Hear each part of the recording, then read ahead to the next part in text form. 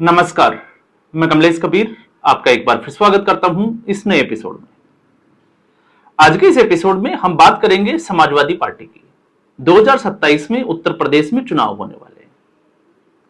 2 बार से या हम कहें कि मुलायम सिंह यादव की पार्टी और अब अखिलेश यादव के हाथों में है। कभी सोचा नहीं होगा कि भारतीय जनता पार्टी 2017 के बाद 2022 में भी जो है वो सत्ता में रिपीट कर जाएगी, लेकिन ऐसा भारतीय जनता पार्टी ने करके दिखाया। और जब करके दिखाया तो अब स्थिति यह है कि तीसरी बार जहां योगी आदित्यनाथ ने उत्तर प्रदेश ही नहीं, दूसरे राज्यों में, दूसरे प्रदेशों में भी यह बता दिया, दिखा दिया कि योगी आदित्यनाथ हिंदुत्व के इस वक्त जो है वो सबसे बड़े फायर ब्रांड नेता के रूप में जाने जाते हैं। अब ऐसी स्थिति में उलझन यह है कि विपक्षी पार्टियां भारतीय जनता पार्टी के साथ मुकाबला कैसे करेगी। और राजनीति में कुछ असंभव भी नहीं है। ऐसा नहीं है कि 2014 के बाद से भारतीय जनता पार्टी ने विपक्ष को मौका ना दिया हो। आप देखिए 2017 के बाद एक ऐसा मौका आया जब कांग्रेस पार्टी छत्तीसगढ़ जीत गई, मध्य प्रदेश भी जीता, अपनी गलतियों से जो है वो सत्ता गवा दी और राजस्थान भी जीता। यह 2019 के लोकसभा चुनाव से पहले की कहानी है। तो आप सोचकर देखिए, नरेंद्र मोदी का उस वक्त जो है वो पीक पे थी, जिसको आप कह सकते हो कि नरेंद्र मोदी का ग्राफ लगातार बढ़ता जा रहा था, भारतीय जनता पार्टी का बोलबाला था। ऐसी स्थिति में भारतीय जनता पार्टी का राजस्थान हार जाना, मध्य प्रदेश हारना और छत्तीसगढ़ हारना। लेकिन फिर अगले ही 6 महीने में भारतीय जनता पार्टी ने अपनी रणनीति बदली और ऐसा क्या किया कि विपक्ष जो है वो उसी स्थिति में पहुंच गए, या हम कहें कि उससे भी बुरी हालत में जो है वो विपक्ष की स्थिति हो गई। तो ऐसा नहीं है कि भारतीय जनता पार्टी मौका नहीं देती।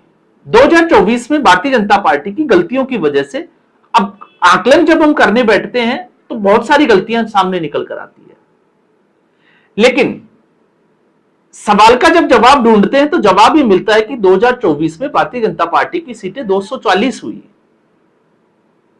अब आप उसमें जो है वो 400 पार का नारे को ले सकते हो, संविधान बदलने को, पीडीए, कुछ भी कह सकते हो, लेकिन भारतीय जनता पार्टी की सीटें कम हुई। और फिर आपने देखा कि उसके बाद अचानक से जिस भी प्रदेश में चुनाव हुए, भारतीय जनता पार्टी ने अपनी रणनीति बदली और रणनीति बदलने के बाद में आपने चुनाव परिणाम देखे होंगे। भारतीय जनता पार्टी ने जब तय कर लिया कि किसी राज्य में सरकार में या सत्ता में आना है तो फिर वो आकर ही दम लेती है। तो इस वक्त पश्चिम बंगाल में चुनाव हुए, ममता बनर्जी की हार हुई। अब ऐसी स्थिति में इसका असर अखिलेश यादव के ऊपर ना हो, समाजवादी पार्टी के ऊपर ना हो, ऐसा तो जो है वो वही सोच सकता है जो राजनीतिक तौर से अपरिपक्व हो। क्योंकि बिहार के चुनाव में लगातार जो है वो एक नैरेटिव, या हम कहें कि एक दरबारी मीडिया की तरफ से गलत तरीके से जो है वो समाजवादी पार्टी और कांग्रेस पार्टी को खुश करने के लिए एक लगातार नैरेटिव तैयार किया गया कि इसका असर जो है वो दूसरे राज्यों पर नहीं होगा। तो आप याद करिए प्रधानमंत्री नरेंद्र मोदी जब उन्होंने ये कहा कि गंगा जो है वो बिहार से होती हुई पश्चिम बंगाल, उसी दिन इशारा कर दिया था कि अब बारी जो है वो पश्चिम बंगाल की है।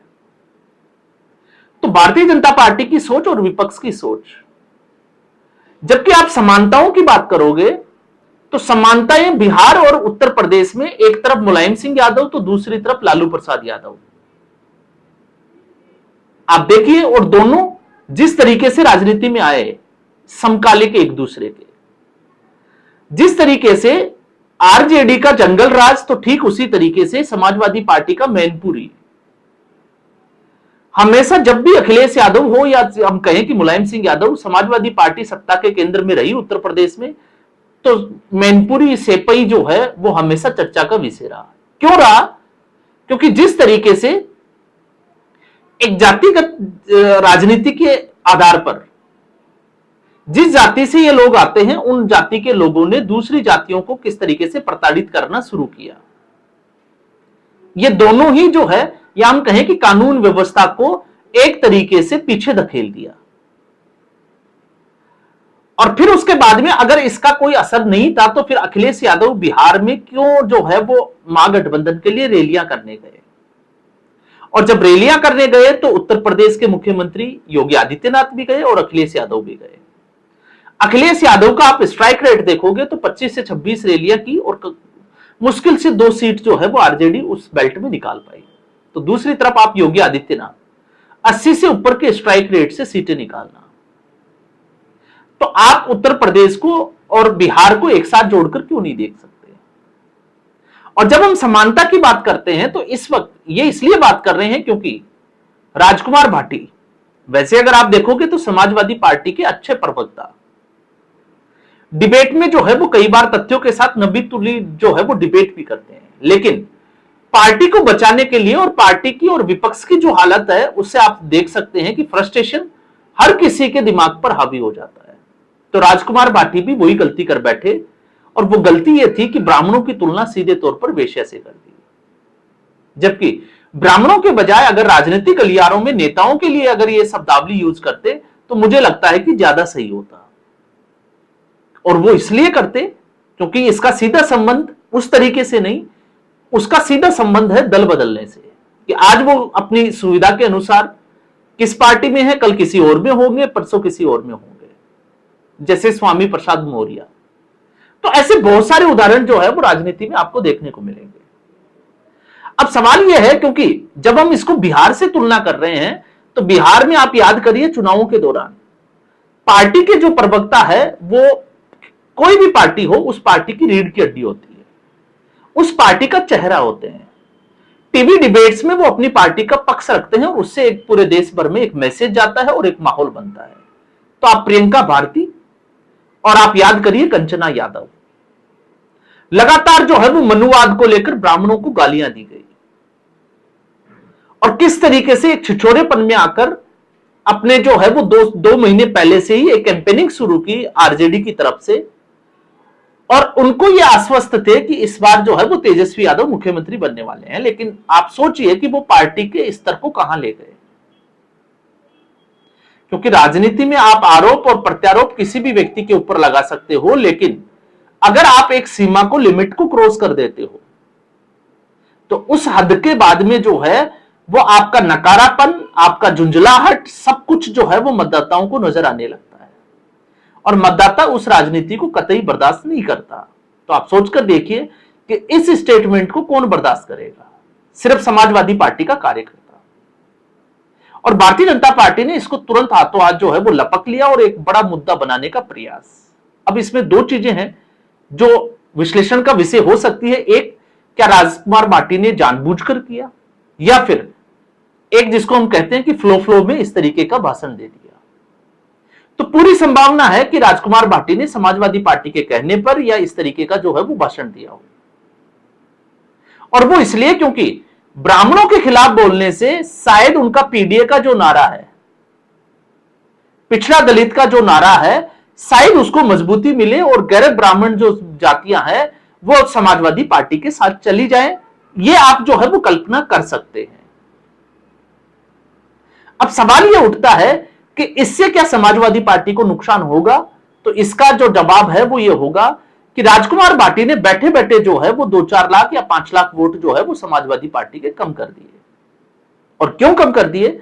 क्योंकि भारतीय जनता पार्टी की 2024 के बाद से अगर आप देखोगे तो ये पहली गलती यूजीसी को लेकर भारतीय जनता पार्टी चारों तरफ से घिरी हुई थी, और इसके जो है वो अगर आप देखोगे तो मुख्य विरोधी के तौर पर एक तरीके से छवि बनाने का प्रयास किया गया, ब्राह्मण विरोधी, कि भारतीय जनता पार्टी ब्राह्मणों के खिलाफ हो गई है, भारतीय जनता पार्टी को ब्राह्मणों का वोट नहीं चाहिए। तो राजकुमार भाटी ने जो रोष था, जो विरोध था, और यह विरोध यहां तक ही नहीं था, दिसंबर में शीतकालीन सत्र के दौरान आपने यह भी देखा कि किस तरीके से प्रयागराज में एक ब्राह्मण एमएलए के घर पर भोज दिया गया, जिसमें समाजवादी पार्टी, विपक्षी पार्टी और भारतीय जनता पार्टी के सभी ब्राह्मण जो है वो एमएलए उपस्थित थे, और ऐसा ही जो है वो राजपूतों के द्वारा भी किया गया था। तो भारतीय जनता पार्टी ने जो यूजीसी वाली गलती की थी, समाजवादी पार्टी ने उसको उल्टा कर दिया और एक तरीके से सभी ब्राह्मणों को वापस जो है वो भारतीय जनता पार्टी की झोली में डाल दिया। क्योंकि ब्राह्मण नाराज थे। अब आप देखिए राजनीतिक समझ को, कि विपक्ष की राजनीतिक समझ जो है वो कहां तक है। और योगी आदित्यनाथ 2 बार जीतकर आए हैं, तो आप समझ सकते हैं कि उनका अपना वोट बैंक है लॉ एंड ऑर्डर की स्थिति के ऊपर, कानून व्यवस्था को लेकर, और किस तरीके से उत्तर प्रदेश में बदलाव हुआ है। और उसके अलावा हिंदू जागृति के लिए जो योगी आदित्यनाथ ने किया है एक राजनीतिक नेता के तौर पर, वो सराहनीय है। और उसमें फिर इस तरीके से राजकुमार भाटी का स्टेटमेंट, तो रही सही कसर जो है वो ये प्रवक्ता पार्टी के कर बैठते हैं, और उसका पार्टी को कितना नुकसान होता है ये शायद चुनाव पूरा होने के बाद में पार्टी आकलन करती है। जैसे बिहार में आप देखिए आरजेडी के जो समर्थक, जो सिंगर थे जिन्होंने गाने बनाए देसी कट्टे को लेकर, प्रधानमंत्री नरेंद्र मोदी ने उस गाने को हर रैली में जो है वो बुनाने का प्रयास किया और लोगों को जंगल राज की याद दिलाई, और नतीजा आपके सामने है। तो क्या राजकुमार भाटी के इस स्टेटमेंट को भारतीय जनता पार्टी आने वाले चुनावों के लिए इस्तेमाल नहीं करेगी? करेगी, और जबरदस्त तरीके से करेगी, क्योंकि भारतीय जनता पार्टी कितनी मजबूत है आप समझ सकते हैं संगठन के स्तर पर, और मुद्दों को बनाने में और मुद्दों को बदलने में। तो राजकुमार भाटी को ऐसा कुछ करने से पहले मुझे लगता है कि कंचना यादव और प्रियंका भारती का चेहरा जरूर देखना चाहिए था, कि 2 प्रवक्ता अकेली जो है वो पूरी आरजेडी को खत्म कर बैठी, और अब उसी रास्ते पर राजकुमार भाटी है। आज के एपिसोड में बस इतना ही। उम्मीद करूंगा वीडियो एपिसोड आपको पसंद आया होगा। वीडियो को लाइक करें, शेयर करें, चैनल जरूर सब्सक्राइब करें। धन्यवाद।